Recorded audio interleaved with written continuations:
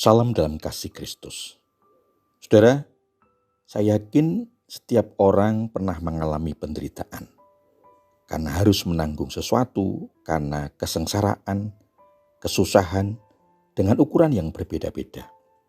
Mungkin ada yang membantah. Orang-orang kaya yang mempunyai jabatan tinggi tidak akan pernah mengalami penderitaan. Mungkin menurut pandangan kita dari jauh terkesan begitu. Tetapi kalau dilihat dari dekat, orang-orang kaya juga menderita karena khawatir kalau kekayaannya dicuri, dirampok, barang-barang berharganya hilang, rusak. Para pejabat mungkin harus menanggung rasa karena khawatir kalau jabatannya tergusur oleh orang lain. Bahkan mungkin penderitaan yang ditanggung orang-orang kaya dan para pejabat lebih berat daripada orang kebanyakan karena dihantui rasa takut dan khawatir. Saudara, mungkin muncul pertanyaan, mengapa Tuhan yang penuh kasih itu membiarkan manusia, apalagi orang-orang yang sungguh taat dan percaya kepadanya, harus mengalami penderitaan dalam hidup? Pertanyaan yang membuat kita penasaran untuk segera mendapatkan jawabannya. Untuk itu mari kita dengar dan temukan bersama melalui renungan ajaran hidup. Sebelumnya mari kita mohon hikmat Tuhan dengan berdoa. Bapa di surga, segala puji dan syukur kami naikkan kepadamu atas pemeliharaan dan berkat-Mu dalam kehidupan kami sampai saat ini.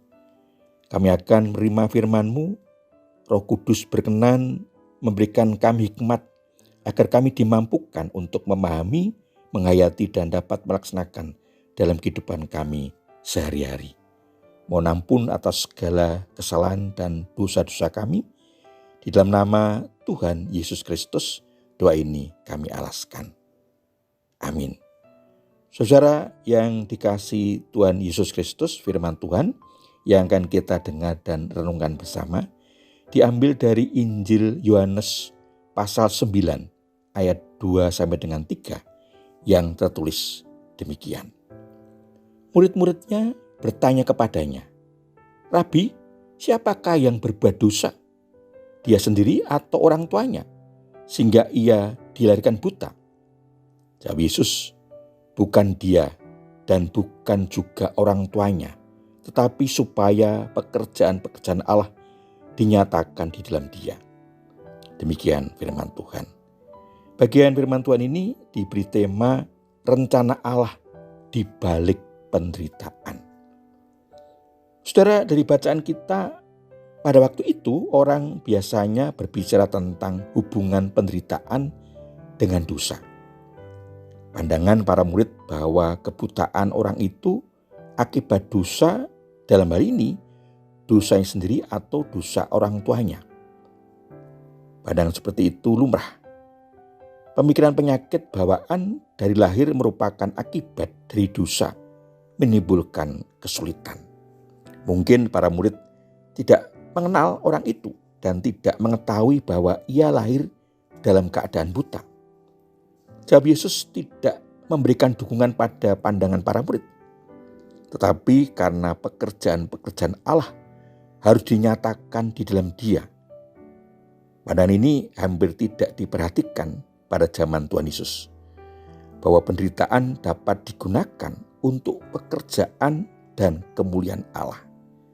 Mukjizat yang terjadi waktu itu, orang buta sejak lahir dapat disembuhkan.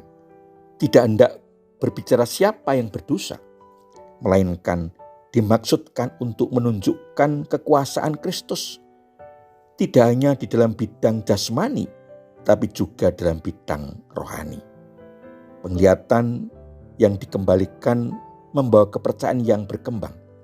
Karena pekerjaan Allah dinyatakan untuk menunjukkan kasih, kemurahan, dan kuasa Allah. Dalam kehidupan ini, orang yang tidak bersalah atau berdosa bisa saja menderita, sedangkan orang jahat baik-baik saja. Saudara, dari bacaan ini, apa maknanya bagi kehidupan kita sekarang? Kalau kita mengalami penderitaan dalam kehidupan, apakah karena tanggungan dalam hidup, kesengsaraan atau kesusahan, tidak serta-merta menyalahkan orang lain atau diri sendiri, apalagi Tuhan Allah. Karena sesungguhnya Allah mempunyai rencana, ada maksud di balik penderitaan yang harus kita alami. Bisa jadi kita sedang dipersiapkan untuk menerima kemuliaan dari Allah, ditingkatkan kualitas hidup kita, ditingkatkan derajat hidup kita dengan kepercayaan, jabatan, kekayaan, atau karunia-karunia yang lainnya. Atau iman kita sedang diuji agar semakin bertambah kuat, menjadi semakin dewasa, sehingga dilayakkan untuk dipercaya dalam perkara-perkara yang lebih besar dan mulia. Oleh karena itu, apa yang seharusnya kita lakukan atau tidak lakukan sehingga kita mengerti, menemukan hikmat di balik penderitaan yang kita alami? Yang pertama, ketika penderitaan hidup menimpa kita, terimalah dengan berserah kepada Allah agar diberikan kekuatan, hikmat untuk dapat mengerti apa rencana atau kehendak Allah melalui peristiwa yang kita alami. Misalnya mengalami kecelakaan, temukan kehendak Allah di balik peristiwa agar kita mengerti apa yang Allah kehendaki dan tidak terulang lagi. Mungkin itu peringatan bagi kita untuk hati-hati atau lebih hati-hati lagi. Atau sebelumnya beraktivitas, berdoalah, minta pemeliharaan dan perlindungan Tuhan agar dijauhkan dari segala mara bahaya. Bukan sebaliknya, ketika mengalami penderitaan tidak bisa menerima, protes kepada Tuhan, mencari kesalahan orang lain, tidak mau introspeksi diri, merasa yang paling benar. Kalau hal itu yang terjadi, kita telah kehilangan berkat, memperoleh hikmat Tuhan melalui peristiwa itu. Bahkan berkat yang telah disediakan Allah. Ketika kita bisa melewati pengalaman itu dengan jiwa besar dan kedewasaan iman. Tetapi kenyataannya berkat itu hilang, terbang melayang, menyisakan penderitaan yang sungguh sakit dan menyakitkan. Yang kedua, ketika mengalami penderitaan, datanglah kepada Allah dan mohonlah pertolongan. Bahkan serahkanlah semua itu kepada Allah dan biarlah Allah berkenan menyatakan rencana dan kehendak-Nya melalui peristiwa itu. Jalani setiap proses, mungkin itu menyakitkan, berliku, penuh tantangan, resiko.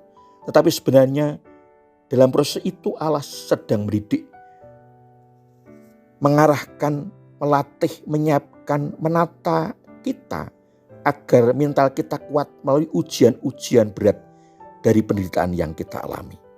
Misalnya kita sedang mengalami keterpurukan ekonomi keluarga, maka segeralah datang pada Allah, mohon petunjuk Allah, apa yang harus kita lakukan. Belajarlah dengan menjalani penuh kesadaran dan penghayatan.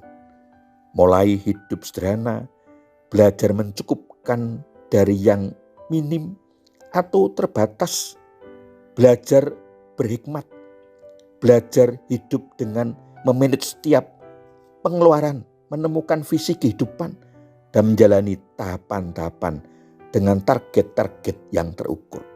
Sampai akhirnya melewati masa krisis dalam penderitaan dan akhirnya berhasil. Itulah kunci, prinsip yang Allah ajarkan untuk meraih keberhasilan, kesuksesan, dan selanjutnya yang harus dijalani dengan tekun, disiplin, senantiasa memegang prinsip. Tidak satupun orang yang sukses tanpa mengalami jatuh bangun dan belajar melalui pengalaman itu, sehingga tidak akan pernah jatuh lagi. Yang ada adalah terbang semakin tinggi, meraih cita-cita yang tergantung di atas yang telah dipersiapkan Allah dengan melewati penderitaan demi penderitaan sebagai ujian agar dilayakkan menerima kemuliaan anugerah Allah. Tuhan Yesus memberkati. Amin. Mari kita menaikkan syukur kepada Allah di dalam doa. Bapa di surga, terima kasih. Firman-Mu sungguh menolong, memberikan nikmat, bahkan membebaskan kami dari belenggu penderitaan dalam kehidupan untuk dilayakkan menerima anugerah-Mu. Mohon ampun untuk segala kesalahan dan dosa-dosa kami. Di dalam nama Tuhan Yesus Kristus, Juru Selamat kami yang hidup, doa ini kami alaskan. Amin. Saudara yang dikasihi Tuhan Yesus Kristus, demikian renungan ajaran hidup. Saya bertemu kembali dalam renungan selanjutnya. Kasih karunia dan damai sejahtera dari Allah Bapa di dalam Tuhan Yesus Kristus, pimpinan dan pemberian Roh Kudus memberkati saudara sekalian. Amin.